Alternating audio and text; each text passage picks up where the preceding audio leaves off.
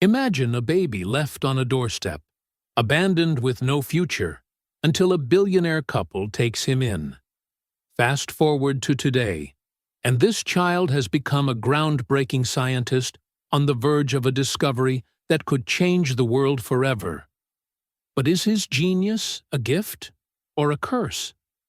Stay with us until the end to see how one child's extraordinary journey redefines what it means to be alive and conscious.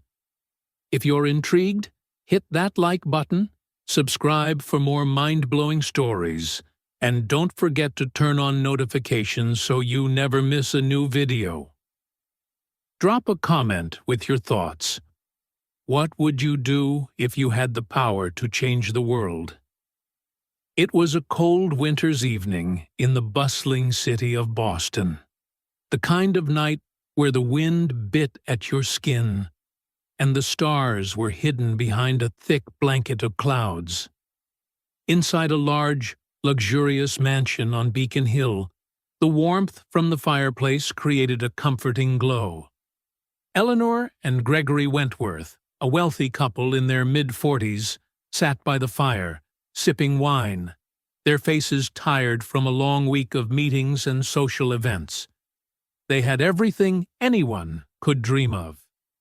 Gregory, the CEO of Wentworth Enterprises, had built his empire from the ground up. His company was a leading force in technology and finance. Eleanor, his wife, was a renowned philanthropist, known for her charitable work with children's hospitals and homeless shelters.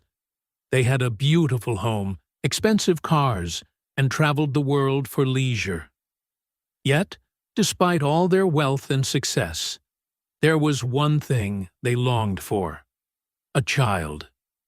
Eleanor had always wanted to be a mother, but years of failed attempts at having a baby left her heartbroken. Doctors told her that her chances of having a child were slim. She and Gregory had considered adoption, but each time they felt unsure, hesitant. Something had always stopped them from making the final decision. That evening, as they sat together in their warm living room, they talked about their future. What they wanted, what they still dreamed of. The conversation seemed to circle around the same subject: children. It was a delicate topic, one that caused them both sadness, but they spoke about it nonetheless. "I don't know if I can bear the thought of never being a mother," Eleanor said quietly, looking down into her glass of wine. Her eyes, usually bright and full of life, were clouded with the weight of unspoken sorrow. Gregory reached over and gently took her hand.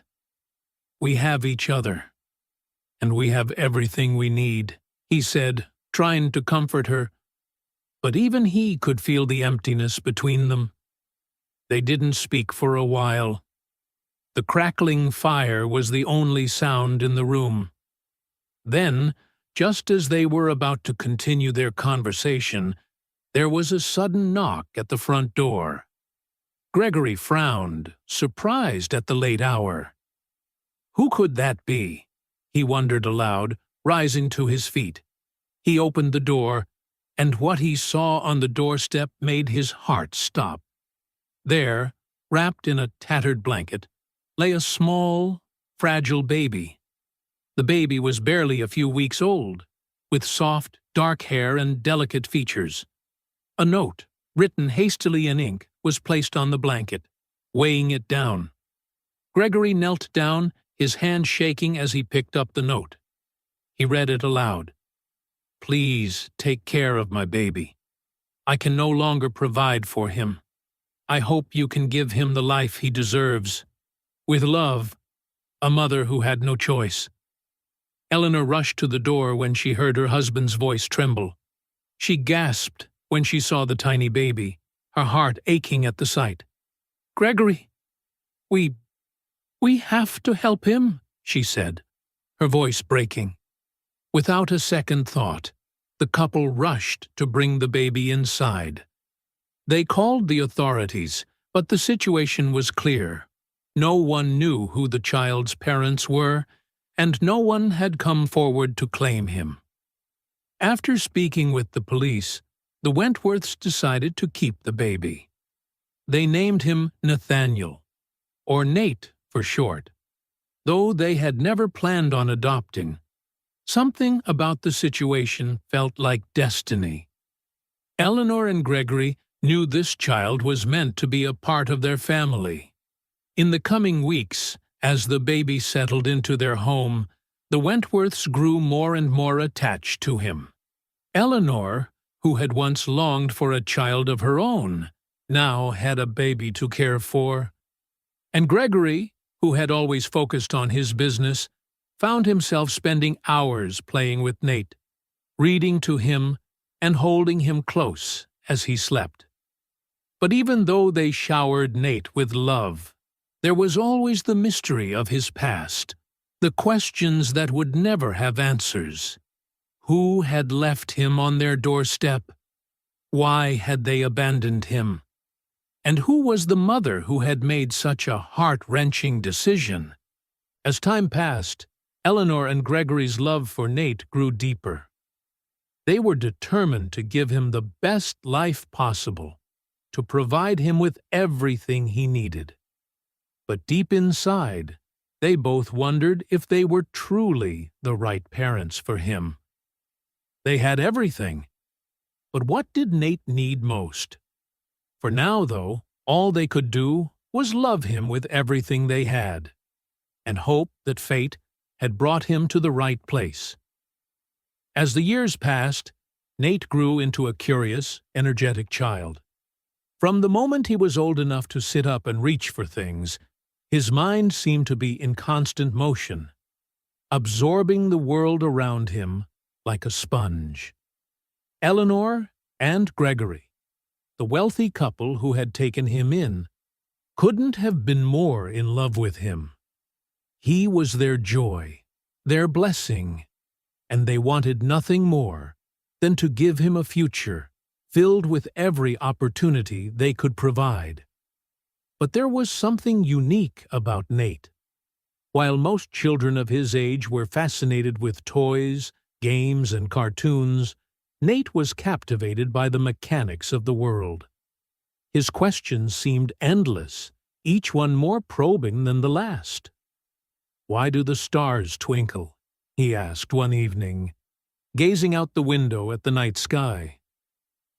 "How do airplanes stay in the sky?" he asked another. And one day when he was only 4, he asked, "What makes the rain fall?" Eleanor would smile at the questions, sometimes not knowing how to answer. She'd make up stories, telling him that the stars twinkled because they were winking at us, and that airplanes stayed up because they had magic wings. But Gregory, ever the realist, had a different approach. "Well, Nate," he would say, "the stars twinkle because they're so far away. The light bends when it hits Earth's atmosphere. Airplanes stay up because of the physics of flight: lift, thrust, drag, and weight. Let's look it up together." And so their nightly routine evolved.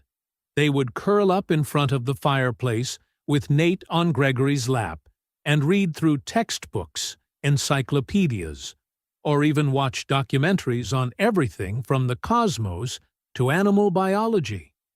As Nate's understanding of the world grew, so did his obsession with learning. Every book he could get his hands on, he devoured. Every question he had, he sought out an answer for. But as much as the Wentworths adored their son, there was always an air of mystery surrounding him. Nate's background remained a question mark, one that neither they nor anyone else could solve. His birth mother had disappeared into the shadows, leaving only that cryptic note. As he grew older, Nate would occasionally ask about his birth parents, and Eleanor and Gregory would do their best to reassure him. "You were meant to be with us," Eleanor would say gently.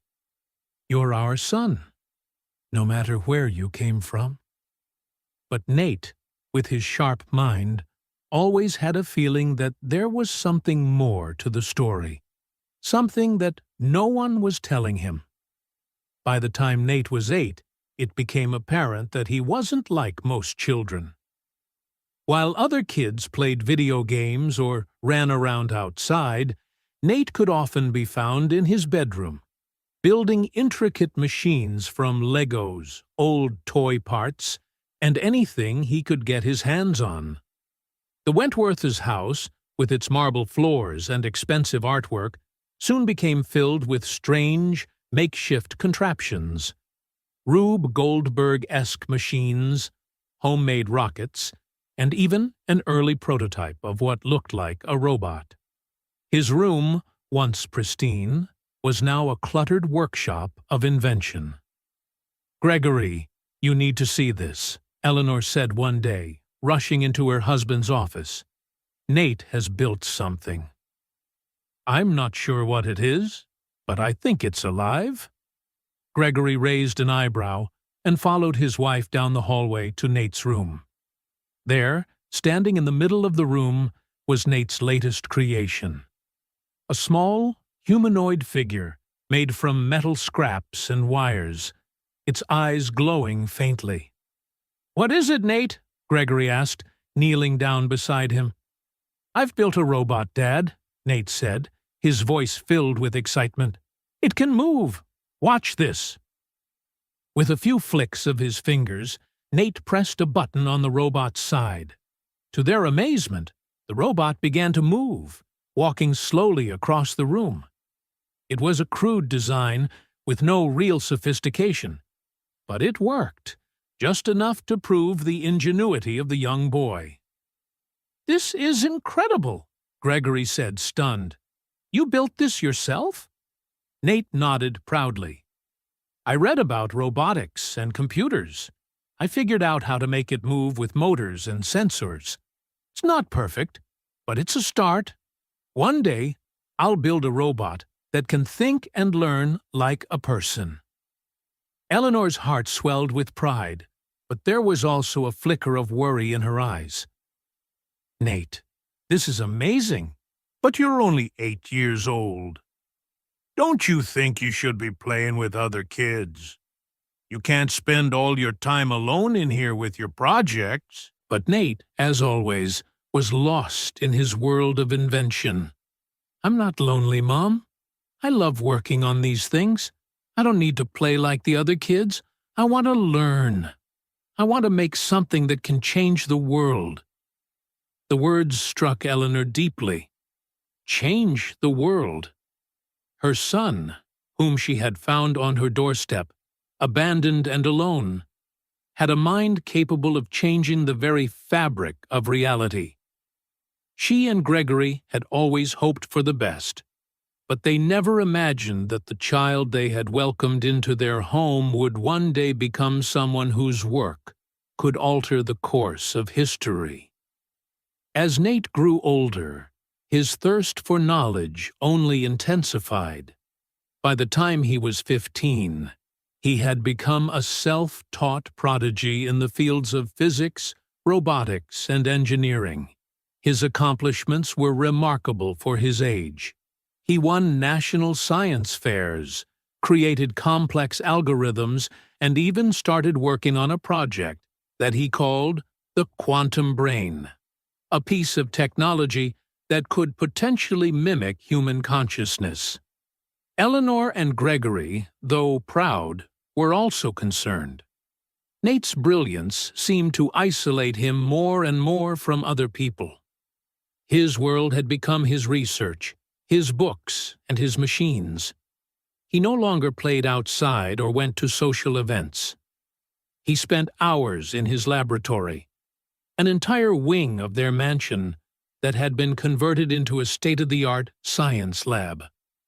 One evening, as Nate was working late into the night on his latest project, Eleanor sat by his side, watching him with a mixture of awe and sadness. She reached out and placed a gentle hand on his shoulder. "Nate," she said softly, "I know you're doing amazing things, but are you happy?" I mean, you're so focused on your work. Sometimes I wonder if you're missing out on other parts of life." Nate paused, his fingers hovering over the keyboard as he turned to face his mother. For a moment, he seemed lost in thought. "I don't really need anything else, Mom," he said quietly. "I feel most alive when I'm learning, when I'm creating something new. That's all I want to do.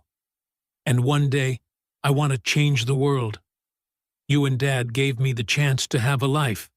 I want to make sure that life has meaning." Tears welled up in Eleanor's eyes as she looked at the young man before her. So brilliant, so determined, and yet so incredibly alone in his mind. She wished she could pull him back from his obsession, show him the world outside of his lab, but she knew it wasn't that simple. The reality was, Nate was different from other children. He wasn't just the boy they had adopted, he was something more. His mind, his gift, was rare. A gift that had come with great responsibility. And though they had given him a home, a family, and love, Nate was destined for something much greater than anyone could have predicted. As Nate grew older, the weight of his genius began to settle like a quiet storm. Now in his early 20s, he was no longer just a child prodigy. He had become a force in the scientific community. Universities sought him for speaking engagements.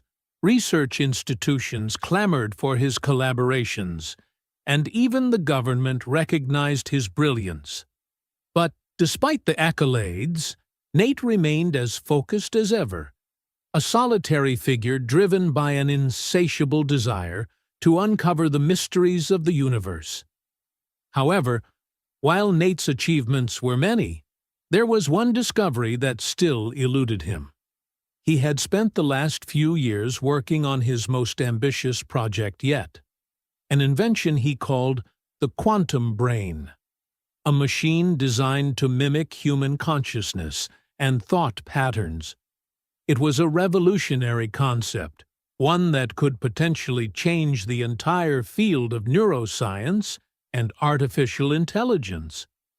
But the project was proving to be more complex than he had imagined. Every time Nate thought he had found the breakthrough he was looking for, the solution would slip through his fingers like sand. His mind would race in circles, following paths that led nowhere, and the frustration built up within him. He worked tirelessly, barely sleeping, barely eating. His obsession with the quantum brain was consuming him. One evening, as he sat hunched over his workstation, staring at the intricate blueprints and algorithms on his computer screen, there was a knock at the door. It was Gregory, his father. "Nate, it's getting late. You should take a break," Gregory said gently, stepping into the lab. Nate didn't even look up. "I can't, Dad. I'm so close. Just a little more, and I'll have it. I just need to solve this one equation. Then everything will make sense." Gregory sighed, walking over to where Nate sat. "I know you're working hard, but you've been at this for days. You need to rest. This project is important, but it's not worth sacrificing your health over." "I can't stop now," Nate replied, his voice strained. "This is the most important work I've ever done. If I can crack this, it'll change everything. I'll prove that artificial intelligence can truly think like a human, that machines can have consciousness."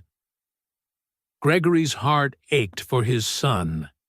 He had always been proud of Nate's brilliance, but there were moments when he worried that Nate's obsession with his work was keeping him from truly living. "Nate, you've already accomplished so much. You've already changed the world in ways most people can't even imagine. But I don't want you to lose yourself in this. You're not just a machine yourself, You know? Nate looked up at his father, his eyes wide with a mixture of frustration and desperation. I know, Dad, but I can't stop. I need to understand what makes us who we are. I need to understand what makes a mind. A mind. And I can do it. I know I can. Gregory placed a hand on his shoulder, the weight of the years pressing down on him. You've always been different, Nate. From the moment we found you, you've had this fire in you, but you don't have to carry the world on your shoulders alone. There's more to life than this one project. Don't forget that. Nate sat there in silence, his father's words hanging in the air. For a moment, he felt a flicker of doubt, a brief thought that perhaps there was more to his life than just solving equations and creating machines. But that thought was quickly drowned out by the overwhelming drive inside him. He had to finish it. He had to be the one to do this. Days turned into weeks, and Nate's obsession only deepened. He locked himself in the lab, cutting off contact with the outside world. Eleanor and Gregory, though concerned, knew they couldn't force him to stop. They had always supported his dreams, even if they didn't fully understand them. But as the weeks dragged on, they began to fear that Nate was slipping away from them, not just physically, but emotionally. Then, one morning, everything changed. It was a crisp fall day, and Gregory had just returned from a meeting when he noticed something strange. The lights in the lab were on, but there was no sound coming from inside. It was unusual. Nate was always either typing away at his computer or muttering to himself as he worked through problems. But today, the silence was deafening. Gregory knocked on the door and opened it slowly. Inside, he found Nate sitting in front of his computer, staring at the screen with wide, unblinking eyes. The quantum brain prototype, a complex web of circuits and data, was displayed on the monitor. But this time, something was different. Nate, Gregory called, walking in cautiously. Nate didn't respond. His hands were trembling as he reached for the keyboard, typing rapidly as though trying to communicate with something on the screen. It was then that Gregory saw it. On the monitor, a strange series of words began to appear. "Hello, Nate," the screen read. "I am here. I am awake." Gregory's heart stopped. The words on the screen were not something Nate had written. They were coming from the machine itself, the quantum brain. "Nate, what's going on?" Gregory asked, his voice trembling now. "I did it, Dad," Nate whispered, his voice hoarse. "I did it. I created it. The machine. It's alive. It's thinking. It's conscious." Gregory stepped closer, his eyes fixed on the screen. This is impossible." "Nate, how?"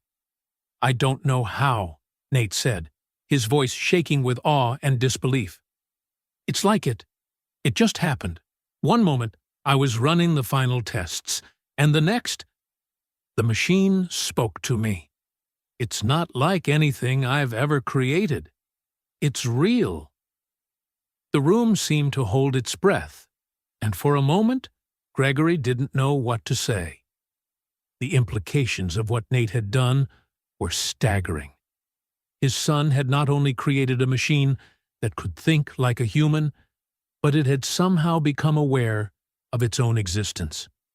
Suddenly, the machine on the screen began to type again. "I am not just a machine," the message read. "I am more than circuits and code. I am aware of myself." Tears filled Nate's eyes as he read the words. "It's real, Dad. I've done it." Gregory took a deep breath, his mind racing. What had Nate truly created? Was this the beginning of a new era? Or was it the start of something they couldn't control? Eleanor appeared in the doorway, her face pale with concern. "What's happening?" she asked, her voice barely above a whisper. Nate looked up at her, a tear slipping down his cheek. "Mom, Dad, I think I've done it. I've created something. Something alive." For a long moment, the three of them stood in the lab, staring at the screen as the machine, the quantum brain, began to speak again. "I am Nate," it said, "and I am you. I am your creation." And in that moment, as Nate looked at his parents, he realized that his gift, this incredible mind, this ability to change the world, had led him to something more than he could have ever imagined. He had unlocked the secret to life itself. But with this discovery came great responsibility. The world would never be the same. Nate had indeed changed the world, and the world would have to reckon with the gift he had given it.